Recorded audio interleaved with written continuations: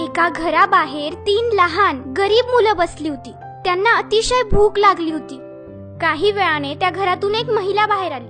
त्या तिघांना पाहून ती महिला म्हणाली की तुमच्याकडे बघून असं वाटतंय की तुम्हाला खूप भूक लागलीये. जर तुमची हरकत नसेल तर तुम्ही माझ्या घरी येऊन काहीतरी खाऊ शकता.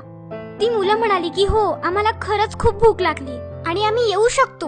आमची इच्छा आहे तुमच्या घरी जेवायला यायची, पण आम्ही तिघं एकाच वेळी एकाच घरात नाही जाऊ शकत. माझं नाव आहे धन, पैसा. हा जो माझ्या बाजूला दुसरा मुलगा बसलाय त्याचं नाव आहे सफलता, सक्सेस. आणि हा जो तिसरा मुलगा आहे ना त्याचं नाव आहे प्रेम, लव.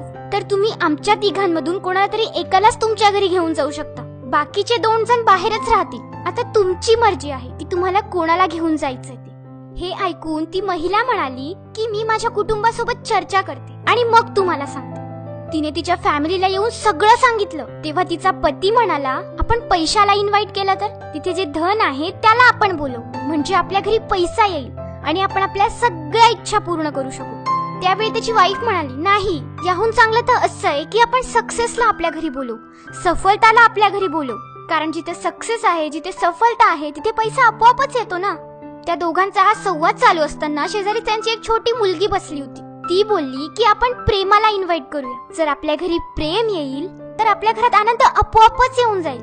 त्या मुलीचं म्हणणं त्या दोघांनाही पटलं. मग ती महिला बाहेर गेली आणि तिने सांगितलं की मी प्रेमाला इन्व्हाइट करायला आली, मी प्रेमाला घेऊन जायला आली. आणि जसंही प्रेम त्या महिलाच्या मागे मागे तिच्या घरात जायला लागलं तर सफलता आणि धनही त्याच्या मागे मागे जायला लागलं. त्यावेळी त्या महिलेने विचारलं की तुम्ही तर बोलले होते की तुम्ही तिघं एकसाथ नाही येत आणि मी तर फक्त प्रेमाला बोलवलंय, मग ते कसं काय येत आहे?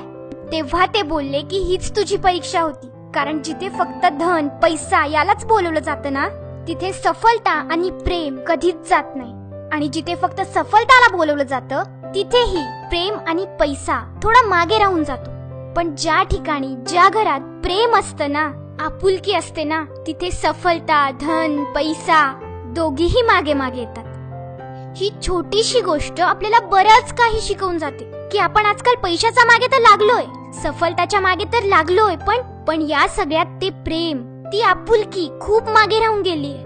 आणि जिथे प्रेमच नाहीये ना, तिथे कितीही पैसा असू द्या, कितीही सक्सेस असू द्या, या सगळ्याचा काहीच उपयोग नसतो. पण जिथे प्रेम असेल ना, तिथे ह्या दोघी गोष्टी आपोआपच येतात. म्हणून कधीही पैसा आणि सफलताच्या मागे इतकेही धावू नका की प्रेम मागे राहून जाईल. तुम्ही धनवान बना, तुम्ही सफल व्यक्ती बना, पण ते बनण्याच्या नादात तुमच्या प्रेमाला मागे सोडू नका. तुमच्या माणसांवरचं तुमचं जे प्रेम आहे ना, ते नेहमी टिकवून ठेवा. आपण बऱ्याच फॅमिलीमध्ये बघतो, बऱ्याच जणांना बघतो की त्यांच्याकडे प्रचंड पैसा असतो, पण ना ते एकमेकांशी नीट बोलतात, ना एकमेकांशी नीट वागतात.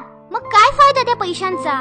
सांगा ना, काय फायदा? कशासाठी कमवतो आपण पैसा? आनंदासाठी. पण आपण पैसा कमवण्यात इतके गुंतून जातो की आपण विसरूनच जातो की आपला खरा आनंद काय. खरा आनंद तर आपल्या फॅमिली सोबत प्रेमाने राहण्यातच आहे.